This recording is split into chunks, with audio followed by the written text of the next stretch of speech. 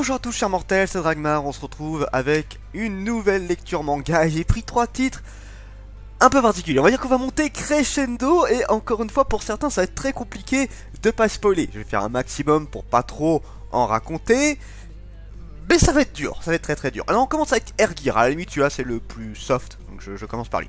Air Gear, donc manga de Black Torch, enfin l'auteur de Black Torch qui s'était fait un petit peu connaître quand même malgré le fait que ces 5 tomes étaient un peu trop courts et donc malheureusement on n'a pas pu profiter du manga à fond. C'est dommage parce que c'était un manga qui avait beaucoup de potentiel, qui était extrêmement cool et qui en 5 tomes malheureusement ne se finit pas d'une manière très satisfaisante, on va le dire comme ça. Mais le manga était sympa et là on a eu Air Gear, le nouveau manga de l'auteur. Manga qui est plus parti sur de la science-fiction pour le coup. Alors la science-fiction c'est un style de manga qui est malheureusement un peu perdu. Je veux dire les prémices c'était Ghost in the Shell, Gun, les mangas de ce style là c'était plus dans les années 80-90 que la science-fiction marchait énormément. De nos jours on est plus dans l'heroic fantasy. Le thriller marche encore très bien, bref, c'est surtout le pur shonen et l'heroic fantasy qui marche très bien de nos jours. La science-fiction, vous noterez qu'on en voit très peu. Il y en a encore, mais très peu et en général pas beaucoup sont très renommés. Je veux dire, à part Gun, parce qu'il y a une réédition, il n'y a pas beaucoup de mangas en ce moment qui sont mis très en avant là-dessus. J'en ai peut-être zappé quelques-uns, mais là honnêtement, de tête j'en ai pas qui me viennent. Air Gear justement qui vient de se faire découvrir il y a très peu de temps, hein, là on en est que au 2e tome, avait un premier tome qui était sympa puisque en un seul tome il se passait beaucoup de choses. Vraiment là on avait un contexte, on avait énormément de trucs qui s'étaient déroulés en un seul tome, chose qui est très rare pour un début de manga. En général en un tome t'as pas énormément d'infos, on te laisse un petit peu sur ta faim pour que vraiment t'as envie de te lancer dans l'aventure. Là en un tome t'as beaucoup de choses. Donc du coup je vais récapituler rapidement ce qui s'est passé. C'est un monde donc futuriste où là ce sont des c'est des robots, on va parler à ma manière parce que je vais me tromper dans certains thèmes du manga et c'est pas bien. Alors du coup des robots qui ont un petit peu survécu à l'humanité, certains robots qui étaient là alors pour des tâches basiques hein, comme coiffeur, comme faire le ménage, comme faire domestique, comme faire chauffeur, tout ce que tu veux, et des robots qui étaient là pour la bataille. Et sauf que certains de ces robots ont foutu une grosse misère aux humains et certains ont aussi pété un câble. Donc plusieurs siècles se sont déroulés et maintenant il y a très peu d'humains. Là actuellement on n'a qu'une seule humaine qui est là dans ce monde, humaine qui est adoptée par un robot. D'ailleurs on sait pas encore qu'est-ce qui est foutu là parce qu'en fait le robot l'a trouvé bébé. Donc qui l'a amené ici? Potentiellement un autre humain, lequel on sait pas. Pour l'instant en 2 tomes on n'a pas vu d'autres humains, j'aimerais bien en voir d'autres justement. Et voilà, cette petite fille a grandi avec un robot. Ce robot qui s'est très bien occupé d'elle, sauf qu'à un moment donné, eh ben, ils vont trouver un autre robot. Sauf que lui, excusez-moi, il est dans la catégorie des Air Gear, donc les Air Gear qui sont des combattants. Et alors il va pas faire, il va juste apprendre, il est en train de réapprendre au fur et à mesure comment ça fonctionne, parce qu'il connaît pas grand chose de ce monde. Et à un moment donné, le petit tonton de cette jeune fille qui s'occupait d'elle, donc le robot, s'est fait dégommer par un autre robot guerrier. Il est entièrement détruit, sauf qu'il reste son unité centrale, avec sa mémoire, bref, il y a quand même moyen de le sauver. Mais bon, on est dans un monde apocalypse, il n'y a plus grand chose, et les rares robots qui seraient capables de le réparer, il y en a plus des masses, donc autant dire que c'est un petit peu compliqué de les trouver. Donc ça va être un petit peu la quête de cette jeune fille et de ce nouveau robot qui va être là pour la protéger. Et il va falloir cacher que c'est une humaine, donc ils lui ont mis une sorte de petit ruban qui permet de faire des interférences pour pas qu'on reconnaisse que c'est un être humain. Donc il faut qu'elle joue le jeu également, il faut qu'elle arrive à cacher que c'est un être humain, elle y arrive plutôt bien, ça y a pas trop de problème. Et voilà, ça va être une découverte dans ces contrées, ils vont aller voir des robots, donc il y a des robots qu'elle connaissait, qu'elle avait déjà rencontrés, qu'elle allait voir, et là on est en train de découvrir d'autres robots. Là dans le 2e tome, on en a vu un robot coiffeur, on a vu un robot éleveur. Alors, juste pour que vous compreniez le contexte, ces robots-là, c'est des robots, ils ont qu'une seule mission, c'est la mission qu'on leur a donnée de base. Donc genre les robots guerriers, leur but c'est que de se battre dans la vie. Les robots coiffeurs, bah leur seul plaisir c'est vraiment de faire des coiffures. Et d'ailleurs je trouve que c'était un des plus humains qu'on a vu, honnêtement, celui qui était coiffeur.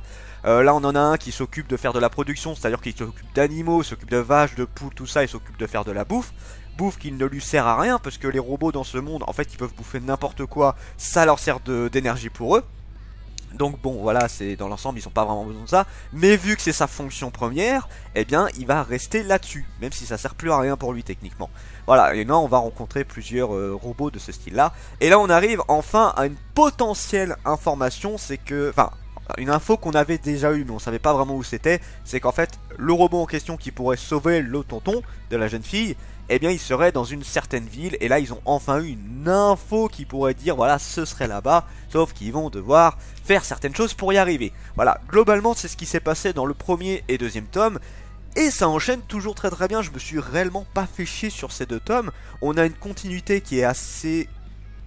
J'allais dire exceptionnelle, peut-être pas à ce point-là, mais une continuité qui est vraiment bien. En fait, je me tape tellement des mangas un petit peu à l'arrache des fois que quand tu tombes sur un manga qui a compris comment ça fonctionne, à ma façon, hein, je précise, eh ben forcément c'est plus agréable et t'es en mode oh putain enfin. Donc là, Erdgear, effectivement, on a une continuité qui est très agréable. Je dis pas que les autres mangas n'ont pas une bonne continuité, c'est juste que lui, il en a une assez particulière qui fait que c'est très sympa à découvrir. Et là, on est dans l'exploration, on est dans la découverte des robots, on est dans la découverte de ce qui s'est passé. Voilà, là, on est vraiment dans... On est tranquille, voilà, on profite de ce qui se passe. Donc Erdgear, on est toujours sur une très très bonne lancée et j'ai vraiment très très hâte de voir jusqu'où ça va aller parce que là... J'espère que ça va pas s'arrêter à 5 tomes comme pour Black Torch en disant ah, bah non on va essayer de faire ça pour un autre manga. Non, là celui-là vous avez vraiment moyen de faire quelque chose de très cool. Continuez, ne vous arrêtez pas. Alors ensuite nous avons M ton prochain qui est un peu particulier. M ton prochain qui est fini en combien de tomes? Pas beaucoup hein, qui est fini en 6 tomes donc on est déjà à la moitié de cette série un petit peu particulière. Alors la série était déjà très osée. Là, on a eu un troisième tome qui m'a quand même... Alors, presque mis mal à l'aise, pour vous dire, parce que là, on a un degré de sadique mental assez balèze. Alors, pour vous expliquer, en gros, c'est un jeune homme qui avait voilà, une fille qui était amoureuse d'elle à l'école, et une autre fille, la fille en question de M ton prochain, qui est une grosse psychopathe, qui est aussi amoureuse de ce garçon. Sauf qu'elle, elle est un peu en mode... La première fille qui s'approche de ce mec, je la dégomme. Et c'est littéral, c'est ce qu'elle a fait la première fois. Elle a torturé physiquement et mentalement une des filles qui était amoureuse du garçon. Et voilà, c'est plein de charme, c'est plein d'amour, tu vois. Donc ça s'est passé quand il était en primaire, si je dis pas de bêtises, oui c'est en primaire de mémoire. Plusieurs années plus tard, la fille s'est fait arrêter, plusieurs années se sont passées, il va être quand même très choqué de ce qui s'est passé, hein. Il a vu la scène en direct et tout, bref ça a été assez horrible pour lui. Il va enfin retrouver des sentiments parce que là il était vraiment renfermé sur lui-même, enfin ça peut se comprendre, hein. Il a vécu quelque chose d'assez horrible, il commence enfin un petit peu à se libérer de tout ça, hop, manque de bol, elle revient, parce qu'elle a été libérée de prison, parce qu'elle était gentille, tout ça, bref, voilà, le milieu de la prison, des fois vous relâchez de sacrés psychopathes. Et rebelote, ça va se repasser, elle va retorturer quelqu'un. Et voilà, autant vous dire que ça va pas bien se passer. Plusieurs années encore se passent. En fait, là, il y a plusieurs années qui se passent à chaque fois. Et là, il va y avoir beaucoup de choses qui vont se passer. Je vais pas vous spoiler jusque là. Là, je vous ai spoilé ce qui se passe globalement dans le premier tome.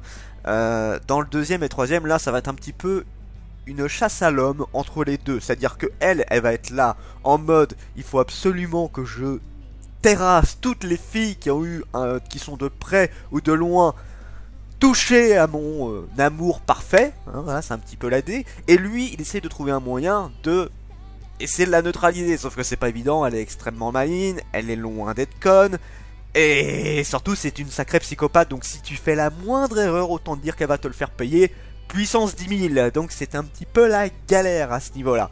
Donc voilà, c'est un petit peu ce que le manga nous raconte, et c'est sympa, hein, c'est sympa. Alors si vous aimez le gore, alors un petit peu, c'est plus le malsain là pour le coup, c'est très malsain. Et là le troisième tome, on est allé dans une torture psychologique encore plus élevée. La jeune fille a grandi, elle a grandi dans les idées de torture. Et là c'est allé à un niveau assez balèze. Encore une fois, c'est compliqué de pas pouvoir vous parler de tout ce qui se passe. Je pense qu'il faut vraiment que je refasse les derniers arcs pour certains mangas. Et lui il y sera un prioritaire je pense, parce qu'il y a beaucoup de choses à dire sur ce manga là. Donc on est au troisième tome, on va attendre encore un peu.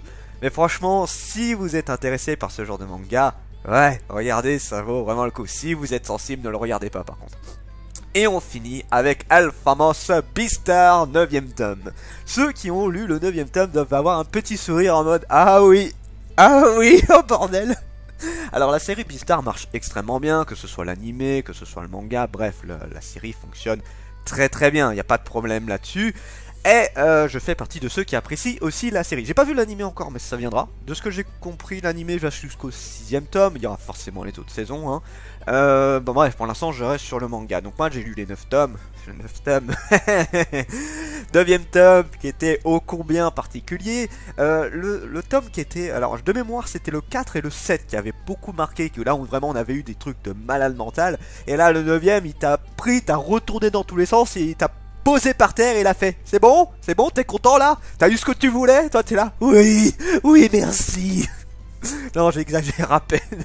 Et c'est dur de vous faire une lecture manga sur Beastars parce qu'il y a trop de choses à dire. Il y a trop de choses que je pourrais vous spoiler. Je le fais pas, mais c'est dur. Donc je fais juste un résumé du manga.